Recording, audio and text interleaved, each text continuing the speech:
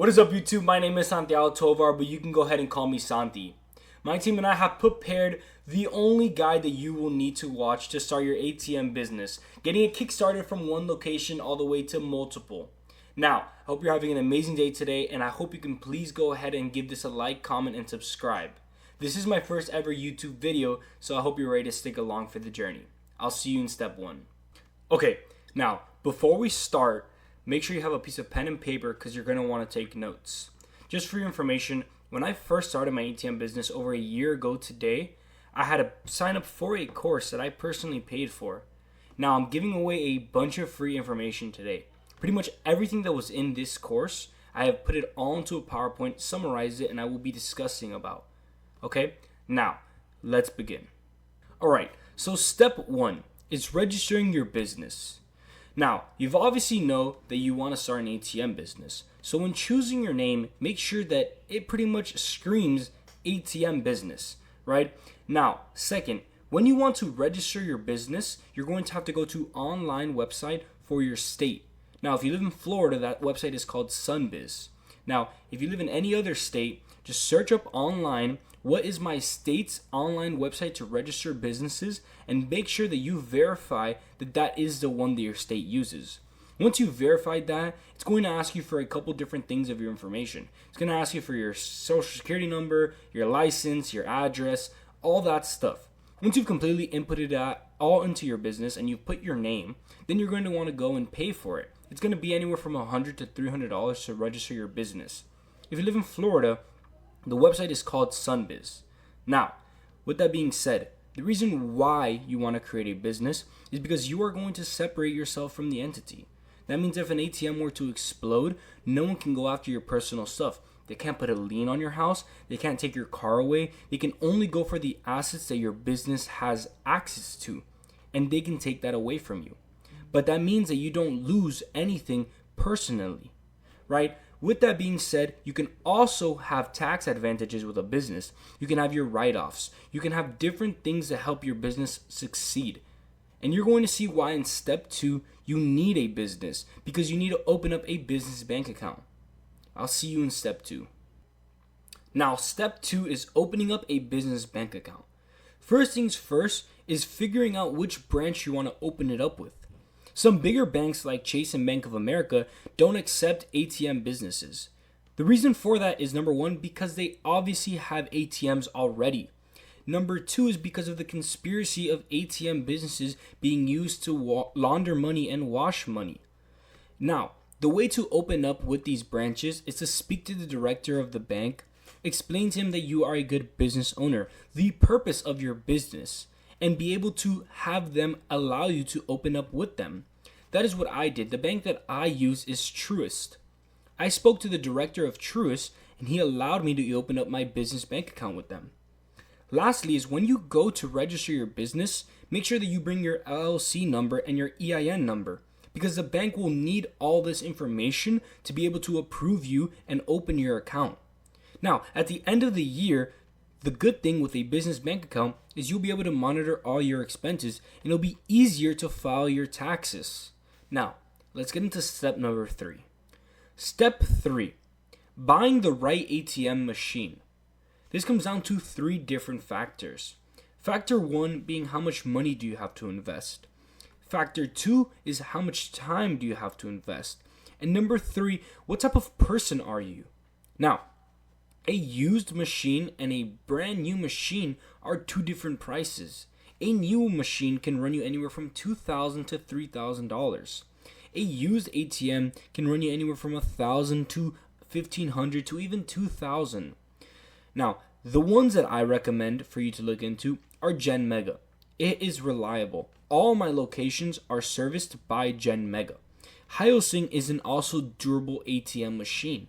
Now, these are the two that I recommend. There is other ATM machines out there, but I stick to these. And also, you want to make sure if you're buying a used one that you're buying it from a reputable ATM distributor, especially if you are buying a used one with low capital.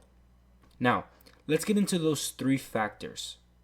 Factor one, like I mentioned, is how much money do you have to invest. If you don't have that much money to invest, then maybe going by the used route is better, and you're going to have to learn how to be hands-on and fix certain problems they may come. Now, if you have a lot of time on your hand, then buying a new one and buying a used one both go the similar route, right? Now, depending on how much time you have, you might want to buy one that is used in a location, because then you don't have to worry about cold calling and sales. Now, depending on what type of person you are, is if you want to buy a used one and if you know how to fix things, if you're good with your hands. If you're buying one that is brand new, you don't have to worry about that. You just have to sign up for a technician. Now, I recommend when you step into the ATM game, finding someone that will be your tech, that will walk with you through different problems you may have. Luckily, I found my technician on the second machine that I bought, and I've been with him ever since. The first machine that I bought was inside of a location already. It was inside of a hotel, and it was a used one. You can go both routes and still succeed. It just depends on the situation you currently have at hand. Now let's get into step 4. Step 4, find the perfect location. Now, there are commonly known areas where ATMs are usually found at. Some are gas station, bars, clubs, convenience stores, strip clubs. But the best locations are locations that have high foot traffic, because that goes hand in hand with transactions. The more people that enter a business, the more of a chance you have to get transactions. Now, there are certain methods that you can use to find locations and also finally close those locations. Some are cold calling. Cold calling is a bit harder in this ATM business because you need to sell them something. And a lot of these times, these small business owners are dealing with pretty much everything that's happening on the business. They are wearing all the hats. So when you call them, their time is very limited and they do not have time to be sold something. Door to door is one of the most proactive results, because what you're doing is you are catching the owner off guard and selling him the idea of the ATM and delivering immediate value, showing your face, getting a yes in that certain moment. Now, you can also do email leads, finding businesses' email and emailing them the explanation of why it would be good to have an ATM in their business. Where I have seen the most success is by posting on Facebook, Marketplace, and OfferUp, and even Craigslist. Because most business owners will search online to find an ATM, to potentially buy one or place one in their business. So now instead of you having to go find leads, the leads will come to you. So you will place this advertisement. It is a free advertisement, but you are posting it online and you're marking the ATM for $0. And in the bottom, you will put in the description, ATM for your business. And the catch is you want to put $0 installment fee. Because now this business owner is seeing that and goes, I can get an ATM in here for free. Lastly, you want to make sure in the description that you have put, we will pay you a % of the transactions.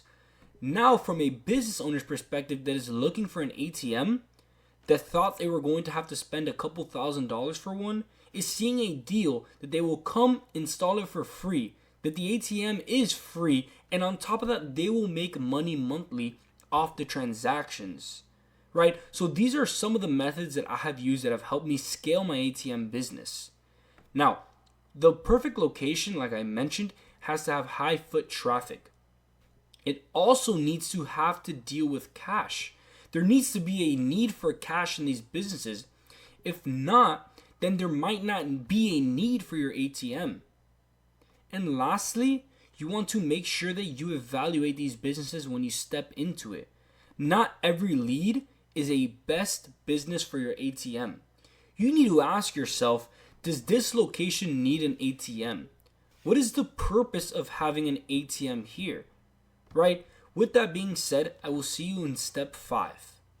Step 5, secure the deal. There's 2 parts to this. There's the part that you will want to have done beforehand, and then there's the part that will be happening during the close. Now, you want to make sure you have a contract beforehand. You want to make sure that the terms in the contract are clear, right? You will have a pretty generic contract. Now, there will be different circumstances with different businesses. Some businesses will offer you free Wi-Fi. Some businesses will offer you to run an Ethernet cable throughout their location and plug it into your ATM. Some businesses will not offer you any of that, and you will have to find a Wi-Fi router. You want to make sure that those terms are clear, as well as the power situation. These ATMs need to have power in them at all times. They are like a car battery. If they are without power, then it won't work. The keyboard in the ATM will go bad without power. So, you want to make sure that you have explained that directly to the business owner and that they are understanding of the situation. As well, you need to have terms in there that they need to keep the ATM on during business hours. Because if it's off during a business day, you will not see transactions. As well, you want to include what are the transaction splits. Is it a flat fee every month? Is it a 50-50 split? Is it $1 per every transaction? You want to make sure that is written there. As well as, do you know what legality are behind having an ATM in there? You want to search it up because they're going to ask you, what am I responsible for? What happens if someone breaks into this ATM and steals the cash? Right? What are you liable for? You want to make sure that is clear in your terms. This is all up to you. This is your way of structuring it. As well, if you need help creating a contract, you can ask for legal advice from a lawyer, or you can find online templates.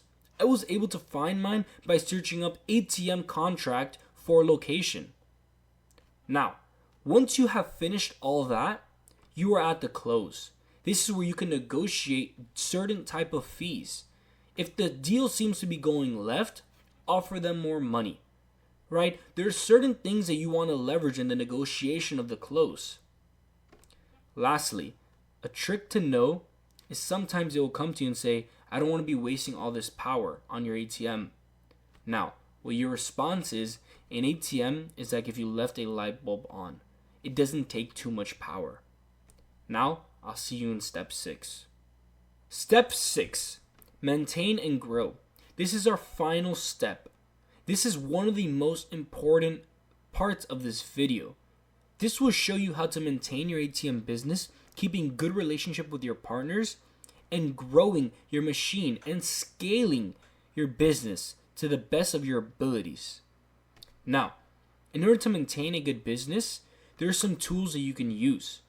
A great ATM software will get you a lot further in this business. The one that I've been using, which is not sponsored, is Switch Commerce. I've worked with different ATM machine softwares, but the one that I've found true success in is Switch Commerce. What they do is they will monitor your ATM from top to bottom. They will let you know if there's something missing, like cash, like the vault being left open, receipt paper. Something is wrong in the machine. You entered the amount of bills wrong. As well as maybe the vault battery is low. This machine and software will go hand in hand. It will tell you everything that is going on inside of your ATM. As well as keeping the machine filled. In order to maintain a good business is maintaining a good relationship with the owner. So if you always have enough cash in there where the business owner never has to let you know that it is out of money, then you will see true success. Another thing is monitoring the location. How high are these transactions? Are these transactions coming out at $1,000 a pop? If they are, then you want to make sure that machine is filled to withstand that. Now, with the growing aspect of this business is that most business owners know business owners. So if you're able to deliver good value to one business owner, they know another business owner that may be in need of an ATM. And that right there is a foot in the door in another location, especially with a good word of mouth, which is the best form of marketing. Now, when growing your ATM machine, you want to make sure that you have a team around you. You have a team of people that are using the internet for your leverage, marketing, posting on Facebook or Instagram ads, as well as having a good tech that can help you install locations, uninstall locations, pretty much service your whole machine. Lastly, you're going to want to repeat steps 4 through 6 to make sure that you're growing your ATM business. Now, why is this a good business model? Because this is a passive income business. As I've been filming this whole video, I've made money by all the transactions that are going along. You don't have to be there in the business to work it.